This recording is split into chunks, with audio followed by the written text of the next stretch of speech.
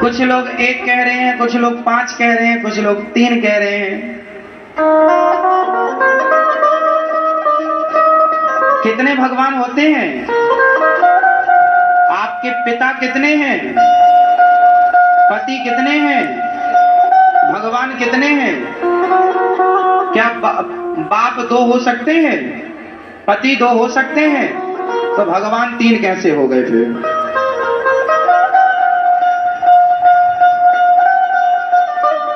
भगवान एक ही है, एको ब्रह्म द्वितीयो नास्ति, ईश्वर एक है। कितने भगवान? एक। क्या नाम है एक भगवान का? भगवान जो एक, भगवान एक ईश्वर, वो कौन है? भगवान श्रीमन नारायण। एक भगवान है, वो नारायण है। वह एक ही 3 भागों में डिवाइड हो गए, ब्रह्मा विष्णु महेश। उनके नाम बहुत हैं, उनके रूप बहुत हैं, उनके नाम उनके रूप बहुत हैं, पर भगवान वही ब्रह्मा बने, वही विष्णु बने, वही शंकर बने, शिव। तो शंकर, शिव, विष्णु और ब्रह्मा ये एक ही तत्व है। एक से 3 प्रकट हो गए।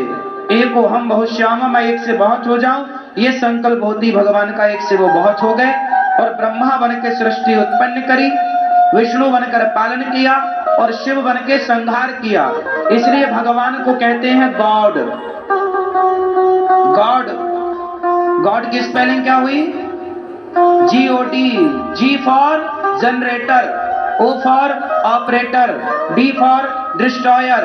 तो generator Brahma, operator Vishnu, destroyer Shiv, तीनों को जोड़ा तो गॉड हो गया, GOD, गॉड।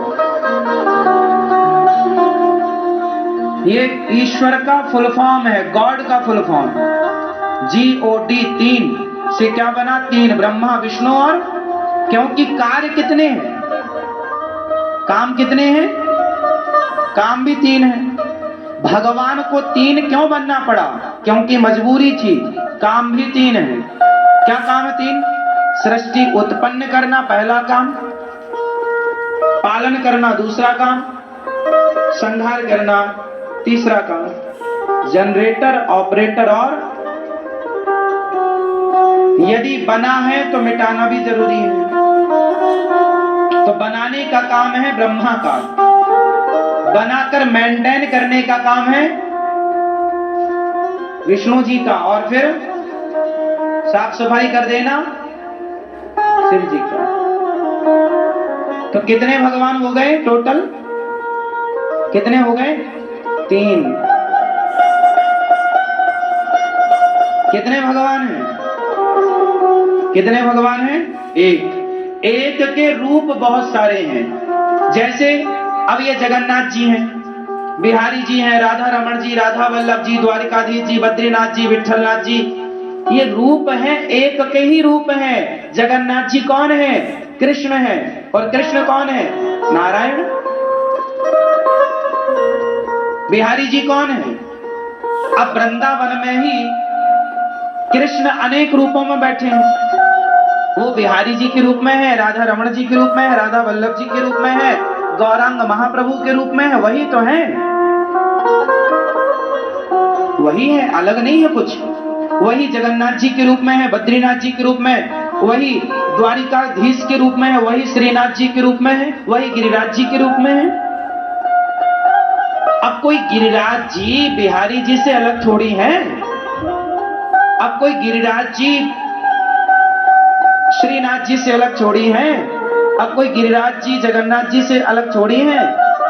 रूप नाम अलग अलग हैं, तत्व तो। अब जैसे आप में से कितनों के घर में गोपाल जी हैं? लड्डू मेरे घर में गोपाल जी हैं। तो अब बताओ, गोपाल जी तो बहुत हो गए भाई। आपके घर के गोपाल जी, इनके घर के गोपाल जी, इनके घर के गोपाल जी, इनके, सबके गोपाल जी अलग अलग हैं। लेकिन सबके घर के गोपाल जी अलग अलग होते हुए भी वो गोपाल जी तो एक ही ना है। अब ऐसा थोड़ी गिनोगे कि तुम्हारे घर के भगवान अलग और हमारे घर के, तो दो तो यही हो गए। फिर मौसी के अलग, बुआ के अलग, फूफा के अलग नहीं। गोपाल जी कहीं भी हो धरती में, वो एक ही रूप है ना। तो भगवान कृष्ण का बाल रूप है। ये गोपाल जी ने लड्डू गोपाल क्यों कहते हैं? ये लड्डू गोपाल क्या है, कौन है, इनकी कहां से उत्पत्ति हुई, कौन है ये लड्डू गोपाल जी? ये छवि कौन सी छवि है, ये बताओ जरा। गोपाल जी आपके घर में, सबके घर में है, ये कौन सी छवि है? के बल चलते थे। तो एक दिन अपने मैया ने माखन निकाला और माखन निकाल करके और रखा। तो कन्हैया क्या किए, मैया जरा गई तो कन्हैया एक लौंदा माखन का गोला हाथ, ये जो लड्डू गोपाल है, लड्डू ना मोतीचूर का लड्डू नहीं है इनके हाथ में, ये कोई और लड्डू नहीं है, ये माखन का गोला है, माखन का लड्डू है। माखन लिया हाथ में गोविंद ने और घुटनों केवल भागते हुए जा रहे थे। एक पांव जमीन पर टेके और एक पांव घुटना ऊपर की तरफ। ये इस मुद्रा में जब भगवान भागे तो मैया ने सामने से देख लिया और वो छवि कन्हैया की माखन लिए घुटनों के बल चलते हुए की छवि श्याम सुंदर की जब मन में बसी, उसी छवि को सूरदास जी ने अपने अंतःकरण में बसाई और वही भक्तों को बताया कि जैसे जिस छवि का मैया यशोदा कन्हैया की किस छवि का ध्यान करती थी, बोले इन्हीं छवि का ध्यान करती थी। इसलिए ये छवि घर घर में होती है। इसलिए मैया यशोदा ने इस छवि को मन में, सबसे पहले इस छवि को किसने मन में बसाया? मैया यशोदा। इस छवि की उपासक मैया यशोदा है। इस छवि की उपासक कौन है? मैया यशोदा। इसलिए भगवान मक्खन का लौंदा लेकर के और जा रहे हैं और मैया टुकुर टुकुर सामने से देख रही है। और जब मैया आई तो कन्हैया बिल्कुल रुक गए, स्टॉप। तो जो रुके मैया को देखकर, तो बस इसलिए घर घर गोपाल जी की पूजा होती है कि भगवान कहीं भी जा रहे होंगे, पर जैसे मैया यशोदा को देखकर रुक गए, ऐसे भक्त को देखकर भगवान रुक जाएंगे हमारे पास। इसलिए इस छवि को घर घर में पूजा जाता है।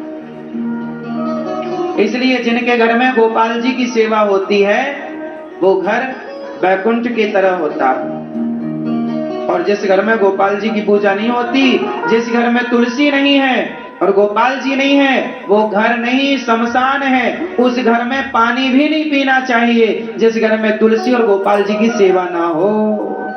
जो वैष्णव नहीं है, जो भक्त नहीं है, उनके हाथ का पानी नहीं पीने का विधान है।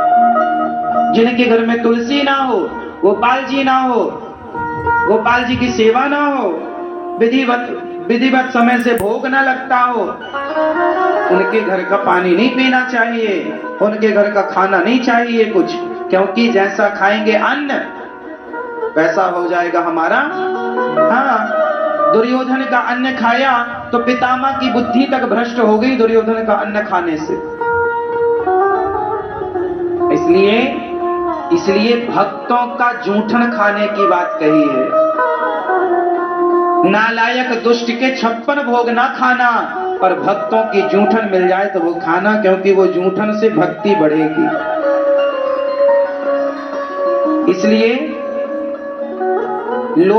इसलिए आपने ध्यान दिया होगा, जो हमारे देश में सन्यासी होते हैं ना, संत होते हैं, वो सबके घर भिक्षा नहीं मांगते। आजकल तो देखो सबके घर भीख मांगने की जो परंपरा है ना, पहले भिखारी भी भीख सबके घर की नहीं लेता था। हमारे देश में जो संत भिक्षुक थे वो सबके घर भिक्षा मांगने नहीं जाते थे, क्षमा करिएगा। भले वो पंडित ही क्यों ना हो, ब्राह्मण क्यों ना हो, पर यदि भक्त नहीं है, पथ से भ्रष्ट हो गया है, तो ब्राह्मण ही क्यों ना हो, उसके घर भी संत भिक्षा नहीं लेते थे।